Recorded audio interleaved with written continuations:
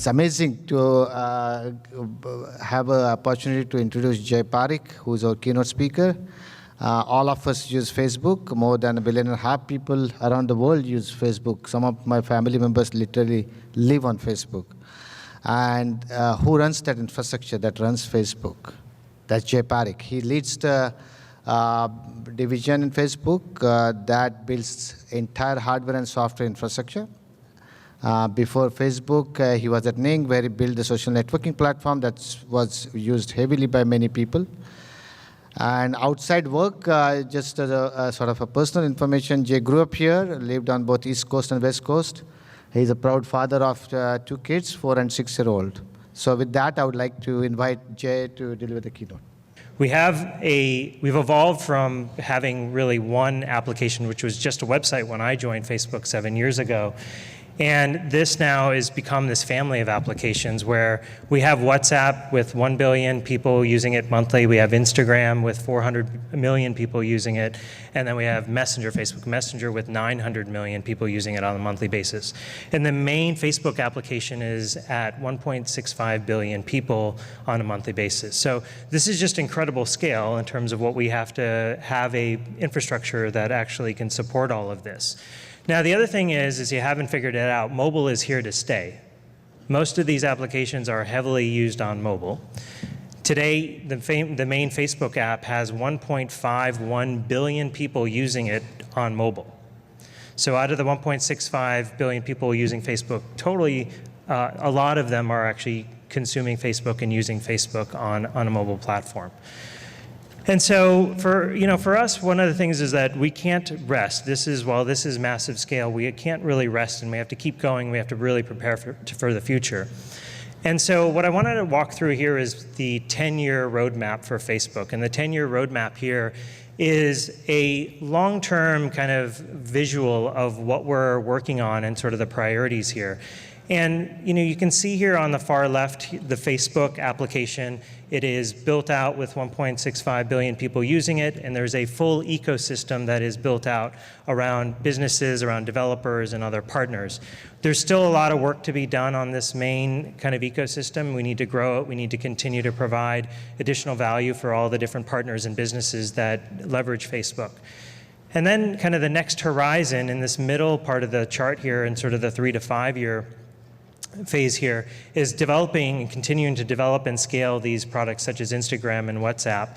These are already applications that run massively at scale, but we do need to invest in the coming years to build out the full ecosystem for these. So you can see this progression where these products will then turn into ecosystems like the main Facebook app is. And the other thing that we have done sort of in the 5 to 10 year arc here is starting to invest in these really, really interesting and hard innovative technologies so that eventually these technologies will become part of our products, and then they will be used to build different types of ecosystems. And what we're really focused on is trying to connect everyone here, and that we're trying to build these more immersive experiences. And really the whole kind of envelope of this 10-year focus, I think, we usually talk about it in the following way, which is we're building technologies here on this 10-year roadmap that are going to give people the power, give everyone in the world the power to be able to share anything they want with anyone they want. So that is basically the simple kind of focus or the simple goal that we have by this 10-year roadmap that we're doing here. Now, the thing that is really fun, and I guess is where I spend most of my time at Facebook, is thinking about how this 10-year focus or this 10-year roadmap is going to be the guidepost or be the inspiration for how we think about building our infrastructure. None of the stuff on this chart is possible without our deep investment in infrastructure, right? And this has been a journey. It really has been a journey over many years because we've been scaling really, really rapidly. So a lot of times you're solving problems that nobody else has solved before. Now, it all starts here. This is a visual of some photos of some of our data centers around the world. And one thing that I think is really neat about this, or I think important to note about this, is that we had to start from the dirt. Like, we really had to start from scratch because nothing else out there was keeping pace with what we needed in terms of cost, in terms of scale, in terms of efficiency as well. These data centers are some of the most efficient data centers in the world today. They operate at a power usage effectiveness of about 1.07, and 1.0 is the best score you can have. So, and typical data centers are in the 1.5 to 2.0 PUE. So they're really, really super efficient data centers. These data centers are consuming hundreds of megawatts of power and are designed to handle exabytes, tens of exabytes of storage systems today. The other thing that I would say is that it's been really, really important for us that this footprint, as it continues to expand, that we are kind to Mother Earth. And what we've been doing is the last 4 regions that we've built here, they've been powered off of 100% renewable energy as well. So we have a huge investment in developing wind and hydro and using that energy, those energy sources to power these data centers. Okay, so what's inside of these data centers? Well, over the years, we've really built up an entire hardware ecosystem. You know, we started small back in 2010, 2011. We built power supplies, we built racks, we built a very simple server, and that just got us going. That was sort of the crawling stage. In 2011, 12, 13, we started to walk. We started to build a bunch more components. We applied a design principle that we call disaggregation. And disaggregation, what that means is taking these big kind of physical pieces of infrastructure, breaking them down into smaller components that we can customize, that we can drive down costs, that we can get better performance out of, and then using those components in the future in interesting ways to solve our infrastructure challenges in a more flexible and a faster way. And this has really helped us because recently we've been able to launch a new storage platform that is all flash. It's codenamed Lightning. And then we've also built a new computing platform here, and it's working in partnership with Intel on this Yosemite platform. And then also we've built a new GPU architecture, a new building block for all of our artificial intelligence research that we're doing. So you can see how these building blocks, there's just a lot of them, and then we can use them in really interesting ways to kind of adjust and to react and sort of respond to the needs of the business and all of these applications that are in the Facebook family of apps and services. Now, one of the other things that happens here is that we need an incredibly, I think, powerful and incredibly big network to connect all of these servers and to manage all of this data and all these data centers. One of the investments that we made a couple years ago was investing in a technology that we call Fabric. So it's a sort of new network topology that gives us just massive scale to be able to connect all of these machines. Now, our traffic inside the data center, our traffic going from machine to machine, not from machine out to people using Facebook, is many orders of magnitude larger than the traffic that goes out to users. So even with the billions of people using Facebook app and services, the traffic just across our data centers is many orders of magnitude. And you may be wondering how many, what's the absolute value? This Fabric architecture handles hundreds of terabits a second of traffic. And so, we had to really rethink how to build a network that could handle this type of scale. Anything that had been done in the past, any existing sort of topologies, traditional equipment here, just wouldn't work for us. So we reimagined the Fabric, this Fabric architecture. We had to build our own networking hardware. You can see here on the right, the top here is a top-of-rack switch that we codename Wedge. It's a commodity switch that disaggregates the hardware from the software. And one of the beautiful things about this is that it actually runs software that hooks into all of the rest of Facebook's sort of system management systems. So for a software engineer or for an engineer at Facebook, this switch just looks like another server. So it really is awesome because we can move incredibly fast in terms of how we adjust, we adopt, and we build our infrastructure. And the nice thing about the Fabric architecture is that we can build it as we go. So as new applications come online, as new people come online, as there's more data to manage, we can kind of expand the Fabric architecture incrementally as we need to. And then it also paves the way here. You see the 40 gig links kind of off in the corner there on the left. That easily can be upgraded to 100 gig or whatever comes after 100 gig for us. So we're already investing on figuring out what's after 40 gig, moving to 100 gig, and then probably 400 gig, but we'll see what happens after 100 gig. So you can see just how fast we are scaling and how much, I guess, the thought that needs to go into figuring out this engineering challenge to handle this massive amount of data. Okay, so a lot of companies, when they solve these interesting infrastructure challenges, tend to keep it to themselves. And they don't share it with the world, and I think that sucks.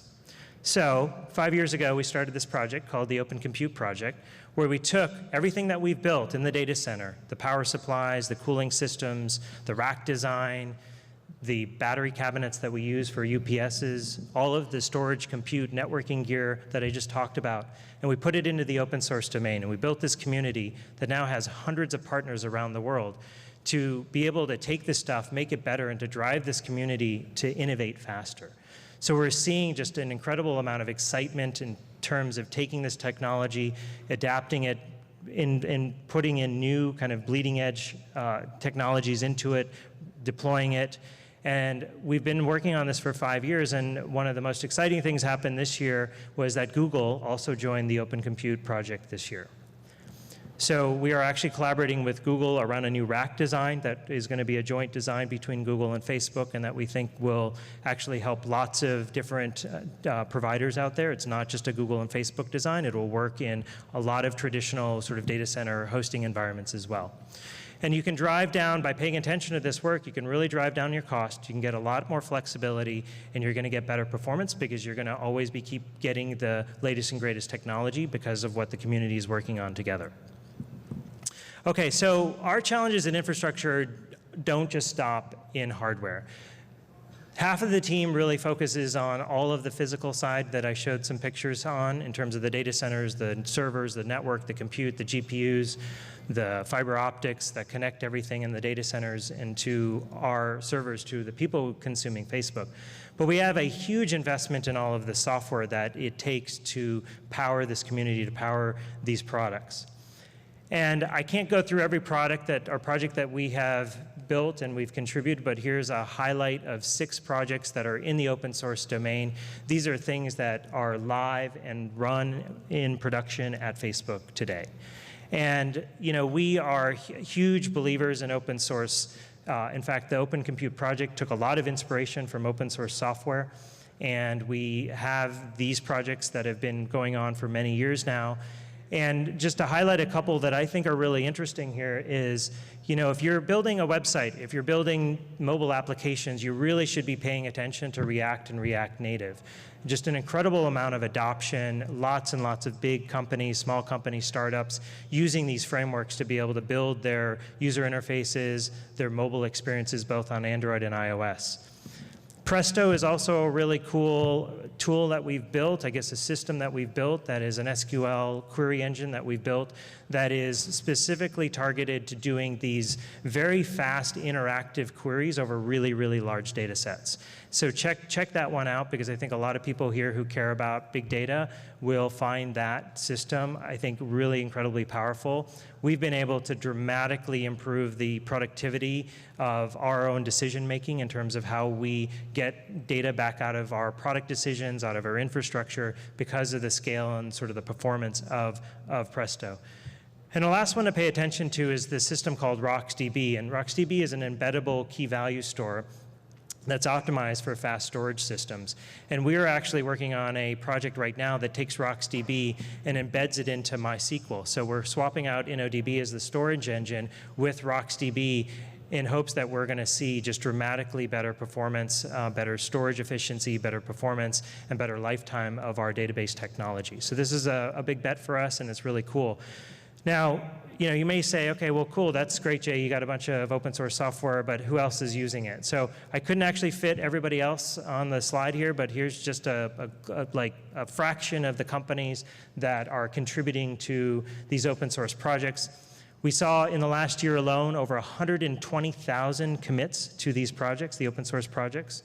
And there's over 400,000 or about 400,000 followers of the open source projects that Facebook has incubated and started. So sort of the message, the takeaway from these slides for you all is if you're at a big company, a medium company, if you're not using this stuff, you should be.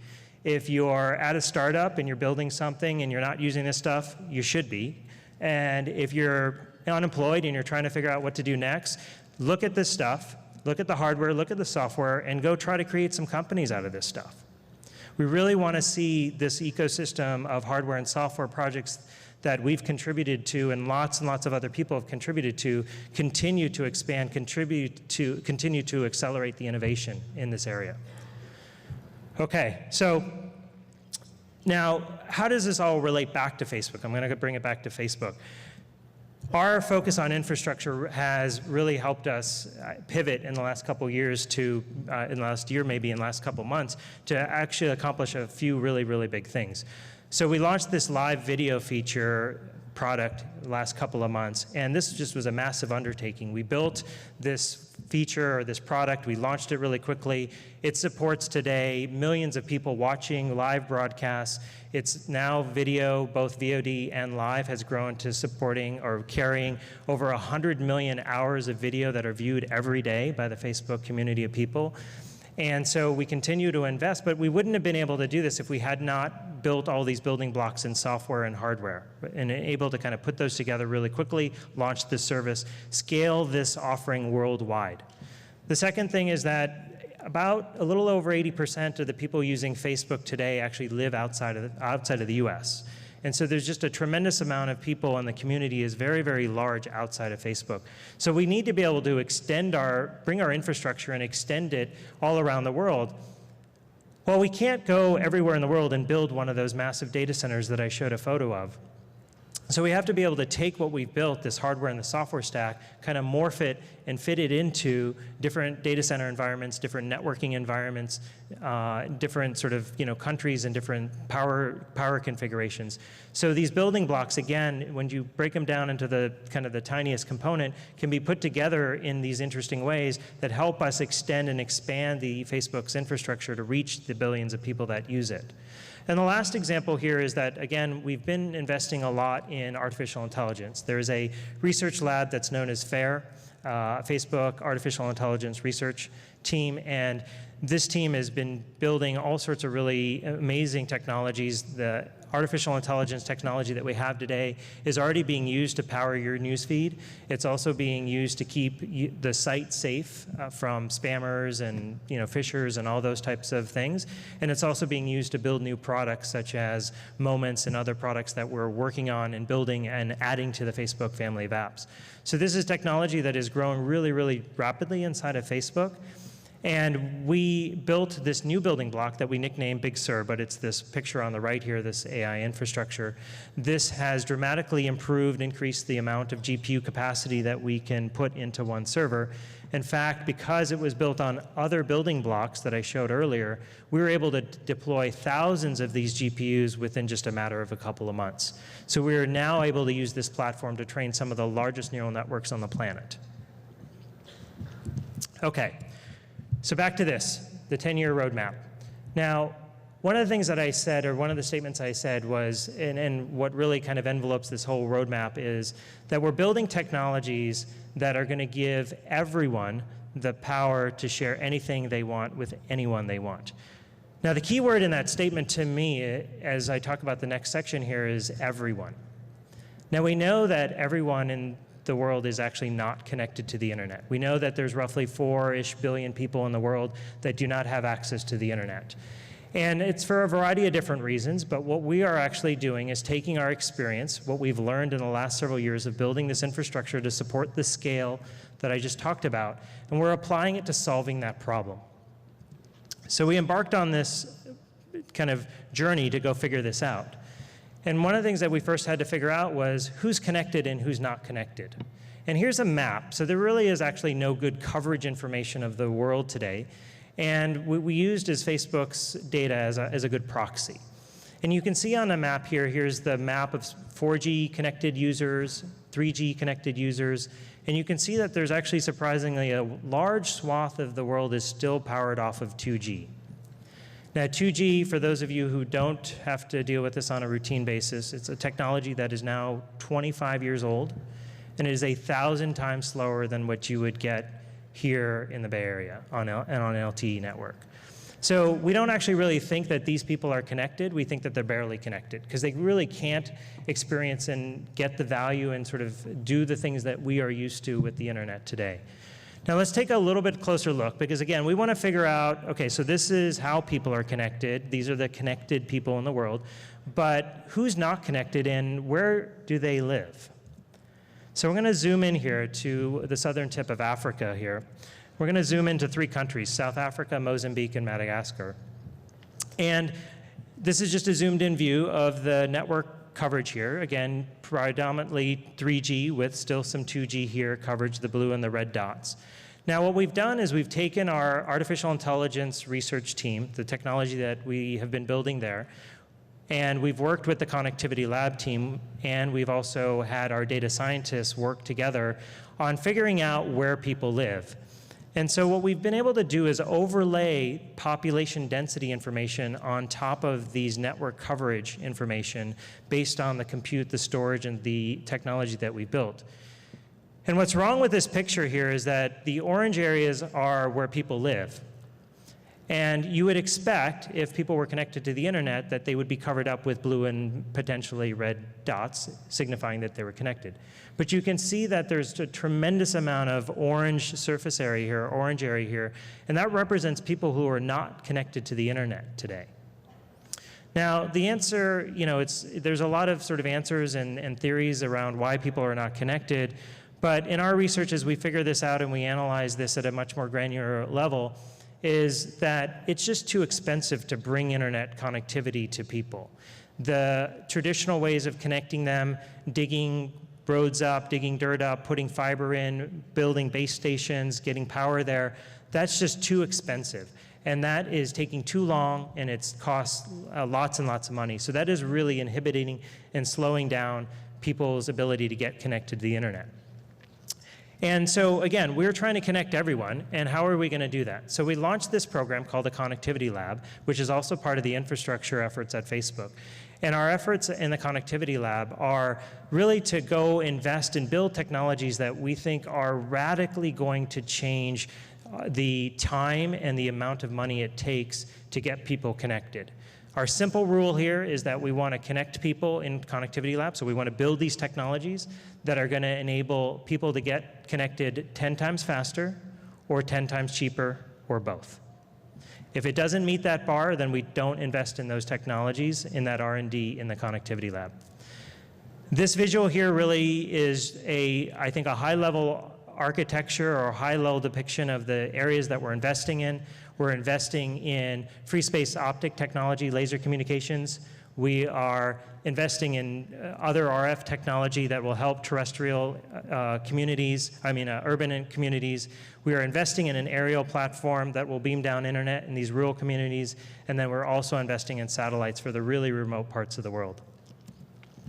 So satellites, I just mentioned, we are launching a satellite in partnership with a few other companies later this year that will serve remote folks in sub-Saharan Africa. We are building a terrestrial solution that we codenamed Terragraph, and that is a high-speed wireless network that will bring multiple gigabit speed connectivity to dense urban environments. And then our first trial is actually going to be launched here in San Jose in the next couple of months or later this year. So we really think this technology is going to be a replacement for point-to-point fiber connectivity in these urban environments that can't keep up with the scale of the community, the usage of data, the consumption of data in these communities. We have this aerial platform that we nicknamed Aquila. Aquila is Latin for eagle, and we are building a plane that will fly between 60,000 feet and 90,000 feet for months at a time. It's an unmanned solar-powered plane, and it will bring connectivity to these rural communities. And we use actually free space optics, so laser links between the planes to extend connectivity to even further remote places in the world. And the last technology that we're building is actually just a better base station. We think this base station is going to be 10 times better than what you can see on the street today. But it's based on a massive MIMO technology that is being discussed as part of the 5G evolution in the next 3 to 5 years. But we're using massive MIMO in a very different way. And here's the proof of concept of this project Ares that we call Ares. And what we do is we just use a massive number of antennas here to really increase the spectral efficiency of being able to bring connectivity to these rural communities. One of the things that's fascinating in our population density studies is that 97% of the world's population lives within 40 kilometers of an urban city center. So we think this antenna array, this Project Ares, will be able to take connectivity and distribute it out from these city centers out to these rural communities within a couple of tens of kilometers of the city. And it prevents or it avoids having to put fiber in the ground, put up lots of base stations, and you can take something that is, fairly simple and be able to concentrate a lot of energy, connectivity, and bring it to these communities. And again, we think it's going to be significantly cheaper and it'll be significantly faster to be able to bring connectivity based on this solution. Okay, so our plan here is, again, kind of taking inspiration of everything we've done in open source, both software as well as hardware. We don't intend on building and operating these networks ourselves. What we're actually doing is building the building blocks. We're investing in building the technologies. And we launched this project called the Telecom Infra Project, which is sort of a kind of mirror effort to OCP, but is focused on the telecom industry, where we'll put these technologies, have partners, have other technology engineering companies take this stuff, build solutions, and deploy them around the world. So kind of the same progression that I talked about in our 10-year roadmap, where there's the technologies, there is the products, and then there's the ecosystems. We're kind of following the same footsteps for these telecom technologies that we're building. And we launched this, and we've already seen over 100 different partners join this partnership here, or this community. We launched it with partnership with Nokia, with Intel, with Deutsche Telekom, and SK Telecom as sort of the founding set of folks to start the Telecom Infra project a couple months ago. And so, we really are, I think, focused on how we're going to connect everyone, and that is another kind of, I guess, direction or another focus area for how we're building out the infrastructure. And so with that, that's sort of that's it. That's all I had. I wanted to give you an appreciation for what infrastructure does to build and run Facebook today, but how we're taking a lot of that experience, a lot of that technology, a lot of the same building blocks that we've done and principles, and applying it to building out these networks that are going to connect the next several billion people. Thank you.